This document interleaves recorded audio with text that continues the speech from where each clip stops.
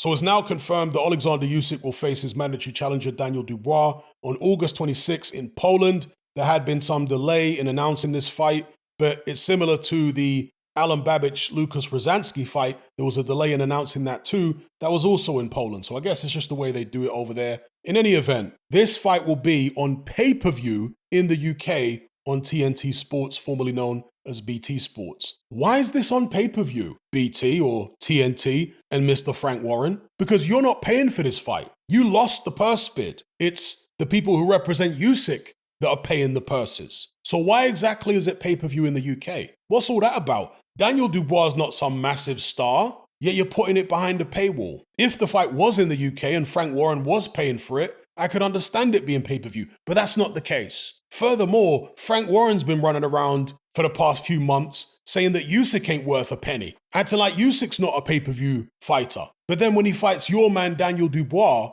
who isn't anywhere near as well known as Usyk, even in his own country, there's more people in Britain that know Usyk than know Daniel Dubois. And you're saying Usyk is not a star, yet you're putting this fight on pay-per-view. Now, to be fair, I don't know how much input Frank has with regards to putting this one on pay-per-view, but Dubois is his fighter, and Frank Warren does get a cut of his purses. So that's certainly a question that should be put to Frank Warren. You're not putting this fight on, Frank. You're not paying a penny towards this promotion, yet somehow it's pay-per-view in the UK. I mean, people complain, and rightly so, when Canelo versus Golovkin was pay-per-view in the UK. Again, that's a fight that took place in the States. Previously, Canelo's fights had been viewable as part of the DAZN subscription at no extra cost. But he fights Golovkin for the third time, and now people have to pay extra on top of the DAZN subscription. I think it was the Golovkin trilogy fight. Correct me if I'm wrong. And that's two huge names. But because the fight was in the United States, people are like, hey, why are DAZN charging a premium for this? It's not in the UK. With this Dubois-Usyk thing, even worse. It's not in the UK, and neither of these guys is a Canelo Alvarez. And Dubois certainly is no Golovkin in terms of commercial value. Anyway, as far as the fight itself, I give Daniel Dubois a better chance than most. One thing I've learned not to underestimate in boxing, particularly heavyweight boxing, is youth. Dubois may be stiff and upright. He's very Bruno-esque. Same upright stance, very jab heavy, heavy-handed, very, very similar. There are some differences. I think Daniel Dubois has more of a bounce in his legs than Frank Bruno had. But as I say, many, many similarities between Bruno and Dubois. So yeah, he's stiff and upright. But one thing about Frank Bruno is that he tended to do very well against boxers. And with Daniel Dubois, yeah, he didn't fare very well against Joe Joyce, but that was a boxer who was much taller than him, stronger than him. And Daniel Dubois is strong, but Joe Joyce is really, really strong. And he just kept him on the end of a jab and bust up his eye. Here, with Oleksandr Usyk, he's fighting a guy a similar height to himself. I think Usyk is slightly shorter, a guy who's naturally lighter. If Usyk decides to stand off against Daniel Dubois, I actually think that's to Dubois' advantage. Not that he'll win if Usyk decides to stand off, but I think Dubois stands a better chance of winning if Usyk gives him a lot of space. If Usyk allows Dubois to establish his jab and get comfortable in the fight and stretch the fight out over a number of rounds, where Dubois is not getting constantly peppered, it gets dangerous for Usyk at that point because Dubois does have one-punch power, genuine one-punch power. Again, this is a much younger guy. He's nearly, 10 years younger than Usyk, or maybe exactly 10 years younger. I haven't seen Dubois' stamina be an issue. Against Joyce, it was the eye, it wasn't the stamina. And that's one thing he has over Frank Bruno, actually, Daniel Dubois. He's got better stamina than Bruno. And obviously, how well your stamina holds up is in part dependent on how much you're getting hit. Because if you're dominating a fight, controlling the action, you'll find that even if you're throwing 50, 60, 70 punches around, you're able to do it more easily than throwing the same amount of punches in a fight where you're getting hit back a lot. So the punches take stamina out of you. They drain your energy bar. And perhaps if Usyk is landing a lot on Dubois, it will drain his energy bar and he will get tired. But yeah, stylistically, I think that Usyk needs to approach this fight the same way he approached the first fight with AJ, where he was kind of in mid-range against AJ and he was landing his shots immediately. In the first round, he was landing his backhand within the first 10, 20 seconds of the bout?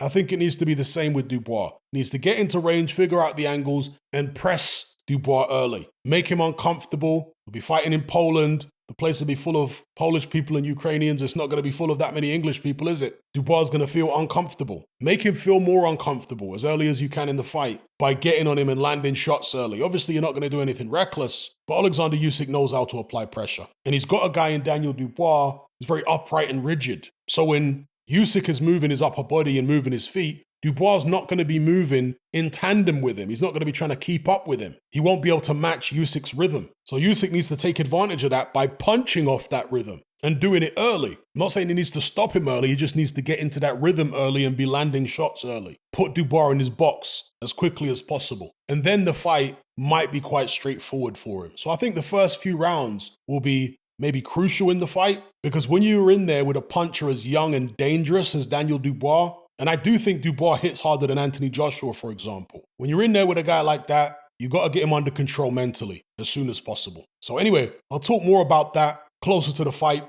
but these are my initial thoughts. I make Usyk the favorite, of course, but I give Dubois a better chance than most. I might give him a 30, maybe 35% chance in the fight. Usyk we know is the consummate professional, but he's a human being at the end of the day. Father Time is undefeated. He's 36. And how motivated can you be when you're trying to set up a fight with Tyson Fury for undisputed and instead you're fighting Daniel Dubois? I know he'll have his fans there for the first time in a long time, but that isn't necessarily a good thing. Sometimes that's pressure that you're not used to. When's the last time that Usyk actually fought in front of his own fans? He's always been on the road fighting in other people's backyards. And obviously he's not from Poland, but it borders his country, and there are lots of people from his country in Poland, particularly at the moment. So how will that impact on him psychologically when he hasn't had to deal with that type of pressure from home fans for such a long time? You don't know. Maybe he'll deal with it great. Maybe it will give him extra motivation that he might have needed for this type of defense. Because you would imagine this is the type of fight that Usyk isn't going to feel as excited for. He's not going into some champion's backyard in front of their hostile fans. Do you know what I mean? He's not doing any of that. So anyway, I'll leave it there.